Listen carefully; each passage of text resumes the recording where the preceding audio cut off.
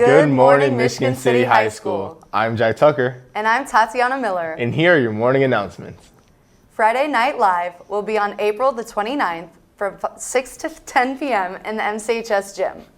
There will be an open gym, food, video game truck, ping pong, activities, community organization, and a pop-up art with Lubeznik Center for the Arts. It is open to all MCHS students, but you must show your school ID to enter. If you have any questions, please contact Mr. Shaman. Calling all hoopers, there will be a 3-on-3 basketball tournament beginning every Monday night in May. Check out all the signs posted up around the high school or talk to Coach Wells about getting your team signed up. There will be a boys and girls division based on the number of teams that signed up. Come on out and show your game. The 2022 prom theme is the enchanted fairy tale Happily Ever After. It's at the Blue Chip Casino, the Stardust Event Center. It's on May 13th from 5:30 to 10:30 p.m. Only juniors and seniors are allowed. You have to bring your ID to get into prom. Tickets are $55 per person, and tickets will be on sale until the last week of April only. You have to have your ID to purchase tickets. The red carpet will be on live stream at 5:30. No parents or outside guests will be allowed in. Dinner begins at 6:30 p.m., and no students will be let in after 6:30. If you leave before 9:45, you will not be admitted into post-prom, which is at City Bowling Alley, 10:30 p.m. to 12:30 p.m. or a.m. You can't come back if you decide to leave early. Students on social probation will not be able to buy tickets. Also, dates from other schools will be permitted. A permission slip form must be completed and turned in to the office before tickets are purchased. Students have to be at school half the day to attend. All school rules must be followed, and there will be a prom king and queen. Voting will take place at school. You are cordially invited to attend Essence Rare's 22nd Annual Master Ball. Michigan City High School's own Sierra Dabney, Javon France, Deja Gardner, Christina Fitzpatrick, Shalise Gilliam, Jaden Smallwood, Kimana Spicer, and Keaton Tucker Jr. will be presented. The event is on Sunday, April 24th at the Blue Chip Stardust Ballroom. It costs $45 to pay in advance and $50 at the door if it's still available. Michigan City High School has received some exciting news. Innovate Within is a statewide business pitch competition for Indiana's high school students. This annual competition allows high schoolers from every region of the state to pitch their entrepreneurial idea for a chance at $25,000 and the opportunity to collaborate with world-class innovators to turn their business from a dream to a reality. In just a few short years, it has become the most elite high school pitch competition in the country. Purdue University Northwest and the Society of Innovators at PNW are excited to serve as the Region 6 Northwest Indiana hosts for the competition. Statewide Innovated Within received over 1,400 applications this year, and Northwest Indiana led the way with 430 student applications. Out of 430 students that applied for Innovate Within in Northwest Indiana, just 11 were selected to compete in the Region 6 finals on Monday, April 18th. One of those students, Samara Jenkins, will be presenting Michigan City High School. And lastly, please remember that you should not be sharing lockers. You are responsible for anything found in the locker that has been assigned to you. Each student should be using their own assigned locker. And these are the morning announcements. Have a great day, Wolves.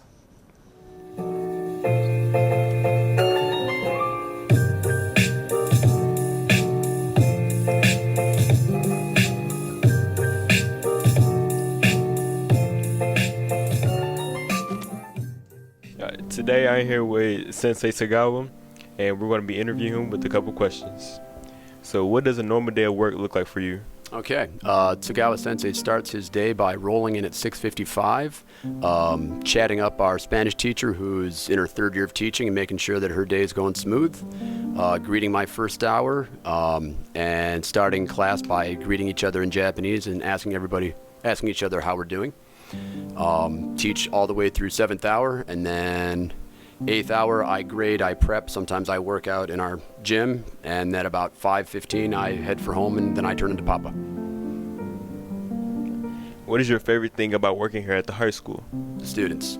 The students. Nobody could do this job if it wasn't for the students. It's just so cool to work with young people that are full of energy and full of possibility, and they got their whole lives ahead of them. It keeps me excited because you guys are excited about stuff. What are some challenges that you have faced, and how have you overcome them? Well, there was this thing called COVID. There's state standards that are always changing. There's changing class schedules. I started the family while I was teaching, finding a post for my wife who teaches Japanese in Chesterton. Just making sure that all the pieces fit and how your professional life changes. I mean, students have changed since I've started.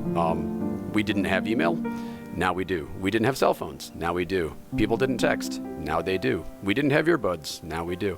I know that those sound like discipline challenges, but we're trying to get more and more information into less and less time with what I think are shorter attention spans, which I think we're conditioning ourselves that way, and that includes adults too. What are some words of wisdom you would give the younger generation? I think the young people should be accepting of other people, different race, different color, because we are all human beings living in the United States, democracy, and I don't think we should have actively or do things that makes things difficult to the other people and probably difficult for yourself. Work hard, be humble, take chances, knowing that you're going to fail sometimes, and have an open mind. What is the most important lesson you've learned in life? The most important thing I learned is that I am one of many people. I should accept myself. I should accept people who are different from me and have different ideas because they have their own ideas. I think we should learn to get along and live together. One of the most important lessons I've learned is that almost anything can be taken away from you except your education. You can lose your riches, you can lose your friends, you can lose your home, you can lose your possessions, but your education is permanent and your mind cannot be taken away, and it's the most important tool we've got. This has been Unpacking the Pack with Tagawa and Mr. Tagawa. Let's see what sports are this week with Wolves Den Sports.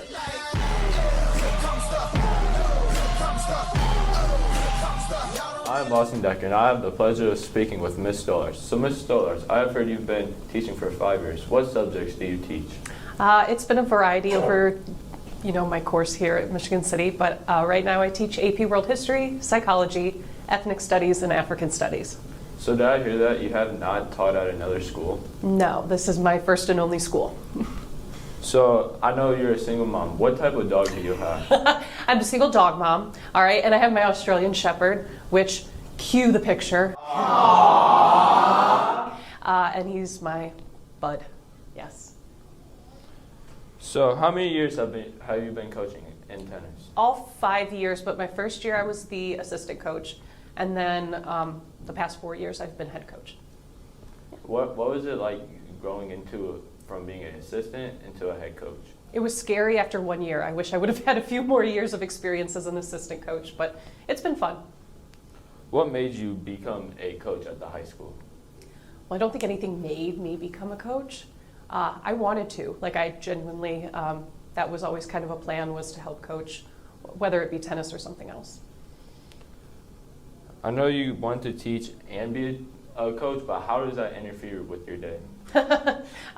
Usually the first week or two of tennis season, it's a transition, between, being so busy and having, your whole day already, completely planned. And sometimes it can get hard, but I've officially hit my adjustment period where I'm good now for teaching and, juggling both teaching and coaching. I know you guys are in season. What is one goal that you guys want to accomplish? I think I want to get a couple DAC wins in this year. I think that would be really good. But just for, I don't know, beyond tennis, I want my girls to, just be, believe in themselves. And tennis is a really good way, because it's only you out there, or you and another girl out there, that, you can believe in yourself and even have fear and insecurity, but you can still win. There's going to be points that you lose, and that's kind of like a little life metaphor there. Yeah. So what is one thing you want your one girl to accomplish the most? Say that again, please. What one girl do you think will have the most success this season? One girl, one of my athletes? Oh gosh, I don't know. It can always change. Practices and games don't always match up with how I think things are going to go. Heather Lewis, shout out, senior, my number one singles right now. And then my one dubs, Eden and Jillian, Jasicki and Awi, accordingly. All right, but I think we'll see some lineup changes. I think some girls just really kick it into high gear towards the end of the season, so we'll just see. What's one DAC match you want to win? Maryville.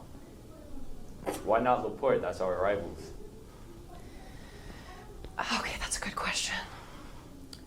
But realistically, I'm setting a goal that I believe is realistic, and I know that we can achieve it. So that's something that I'm really working towards. Yeah. But of course, a slicer win, a win over the slicers, would be so worth it. Oof. Orange is an ugly color. All right. What do you think the most challenging thing is in tennis? Keeping your mind just focused and not letting yourself get down, or you can't just psych yourself out. That's the hardest thing. It's mentally hard. It's not physically, it's a little bit hard, but it's more mental. All right, thank you, Ms. Sellers, and back to you. And now on to senior shoutouts. What senior is it going to be this week?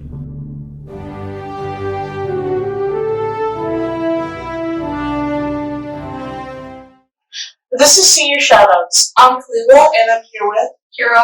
And I'm going to ask you a few questions. So, how has cheerleading affected daily life? Throughout high school, it's definitely been a super fun experience. It's definitely opened me up to a variety of people, kept me involved, and overall, just So, what's a false perception people would have about cheerleaders? definitely that we're mean. We're not actually. We like to have fun. We're actually super nice. It's just, I guess it just depends on the person and the people you ask. If you could tell your 8th grade self something, what would it be? Definitely to stay focused. Don't take freshman year as a joke. There's a lot going on, but try to have fun while you're here. What advice do you have for the underclassmen? Definitely get involved. It's a lot more fun if you're involved in your class, just experiencing everything with everybody. So yeah, just definitely go to sports, do clubs, just have fun. And the same thing I'd like to say to the class of 2022. We're almost done, guys.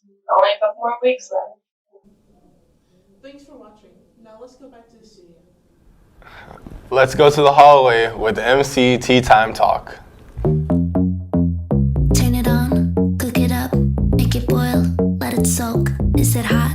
Is it cold? What degree? Spill the tea. That's your question for interview, man.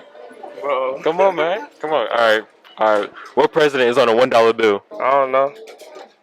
I don't got no ones, bro. Straight hundreds, bro. You feel me? Hey. You can't guess? Nah, cause if I guess, I know I'm gonna get it wrong, bro. That's gonna sound stupid. This guess one. Bro.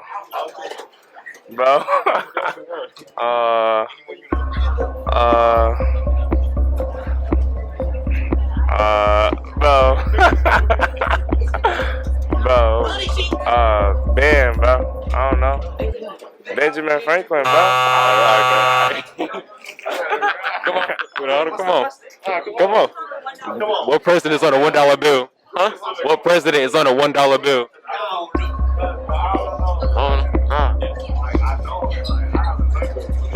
Oh no, I don't. Like, what you say again? What president is on a $1 bill? George Washington. Okay, you good? Okay, yeah. Roll out there. Come on, roll out there. Yeah, you lit. Okay. I got you. Who is the 44th president? I don't know. George Washington. Say Obama. It was Obama for real. Yes, bro.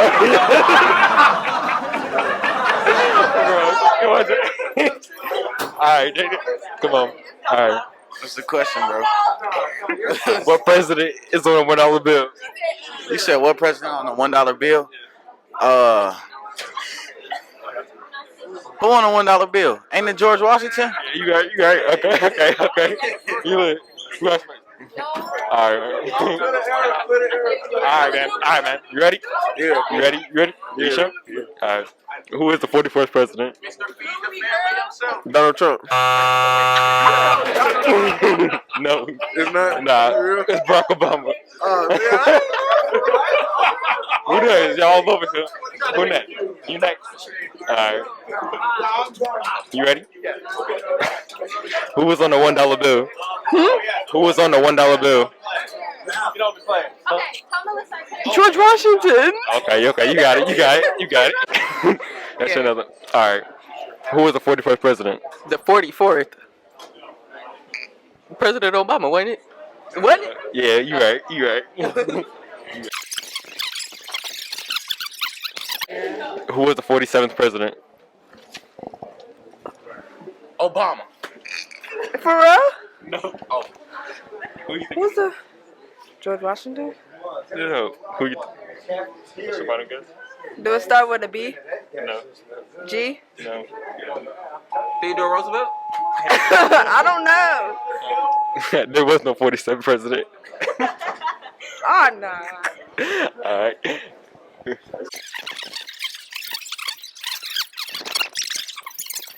Who was the 47th president? I don't pay attention. You don't know? Can't guess? No. Just guess.